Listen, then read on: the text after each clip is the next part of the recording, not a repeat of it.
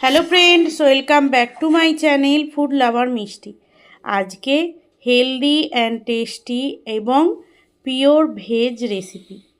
কোনো রকম ননভেজের কোনো জিনিস নেই, এমনকি পেঁয়াজ রসুনও নেই। তো চলুন আজকে ডালিয়ার খিচুড়ি বানানোর জন্য কি কি নিয়েছি দেখিয়ে নিই। এখানে নিয়েছি গাজর, কুমড়ো, ক্যাপসিকাম, পনির, কাঁচা লঙ্কা, আলু, টমেটো, আদা, আর ছিল ফ্রিজার মটরশুঁটি।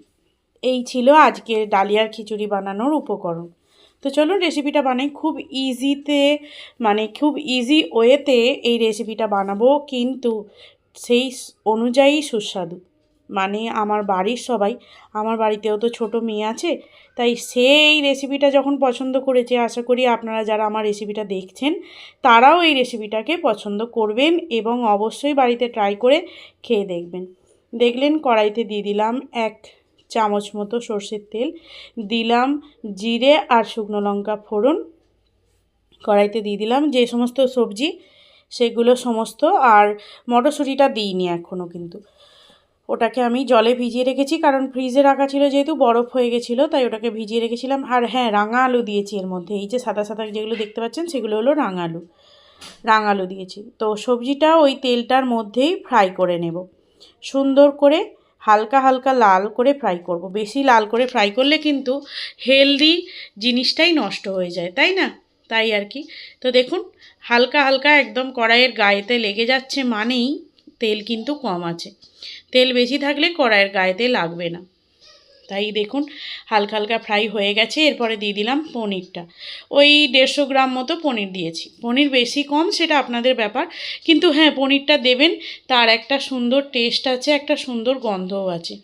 এদিকে আমি মেপে নিচ্ছি, এই যে ডালিয়াটা দিলাম 1 কাপ, আরও 1 কাপ দিয়ে দিলাম ডালিয়া যতটা পরিমাণ দেবেন ডাল তার থেকে বেশি পরিমাণ দিলে ভালো হয়, অথবা সেই সমান মতো দিতে হবে, বুঝেছেন?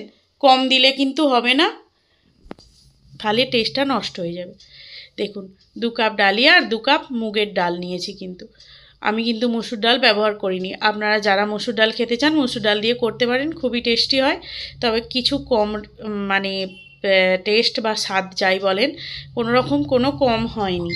এত সুন্দর হয় এই ডালিয়ার খিচুড়িটা, না বানিয়ে খেলে বুঝতে পারবেন না। আমি তো আর সবাইকে খাওয়াতে পারবো না, তাই রেসিপিটা সেই জন্যই আপনাদের সাথে শেয়ার করলাম। এরপরে দিয়ে দিলাম মটরশুঁটি আর টমেটো, একটা টমেটোকে কুচি কুচি করে কেটে রেখেছিলাম দিয়ে দিলাম। আর দেখুন এখানে ওই 2 ইঞ্চি মতো আদাকে গ্রেড করে নিয়েছি, গ্রেড করে এর মধ্যে আমি দিয়ে দিলাম, দিয়ে একটু হালকা ভাজা ভাজা করে নিচ্ছি। এরপরে দিয়ে দিচ্ছি লবণটা পরিমাণ মতো দিতে হবে। এরপরে দিয়ে দিলাম হলো চাট মশলাটা যে কোনো তরকারিতে ব্যবহার করবেন, নিরামিষ হোক বা আমিষ, খুব ভালো একটা টক ঝাল মিষ্টির টেস্ট হয়। কারণ চাট মশলা তো চটপাটা, তাই আর কি বেশ সুন্দর টেস্ট হয়। এরপরে দিয়ে দিলাম হলুদ গুঁড়ো, দিলাম গরম মশলা গুঁড়ো, আর দিলাম একটু ধনে গুঁড়ো। তো এইগুলো দিয়ে ভালো করে সমস্ত সবজিটাকে একসাথে মিশিয়ে নেব।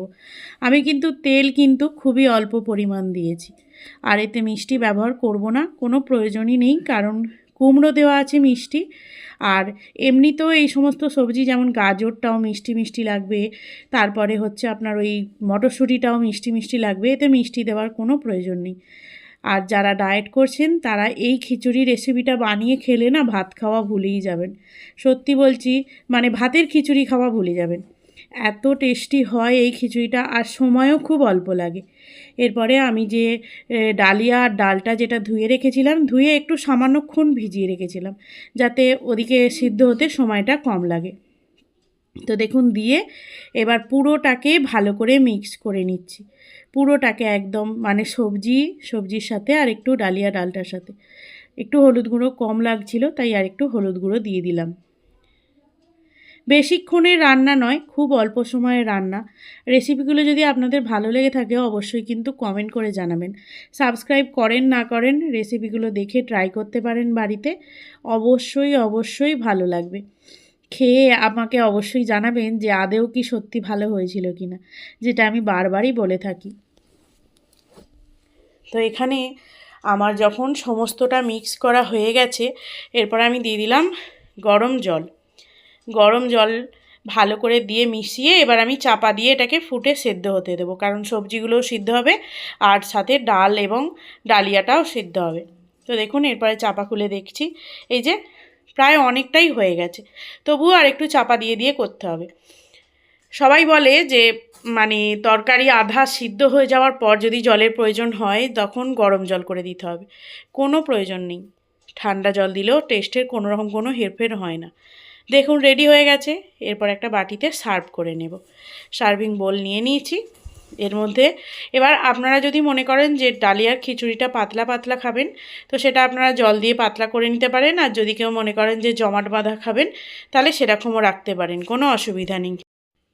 দেখুন সার্ভ করে নিয়েছে একদম গরম গরম খিচুড়ি। দেখতে যেমন লোভনীয় হয়েছে, খেতেও ঠিক সেই রকমই লোভনীয় হয়েছিল। এরপরে দিয়ে দিলাম এটা ঘরে বানানো ঘি। বাজারের ঘিয়ের এতটাও গন্ধ স্বাদ হয় না যেটা ঘরে বানানো ঘিয়ের হয়। এই দেখুন খিচুড়ি রেডি। তাহলে আজকের রেসিপি ভিডিও এখানেই শেষ করলাম। দেখা হচ্ছে নতুন রেসিপি ভিডিও নিয়ে। ভালো থাকবেন, টাটা।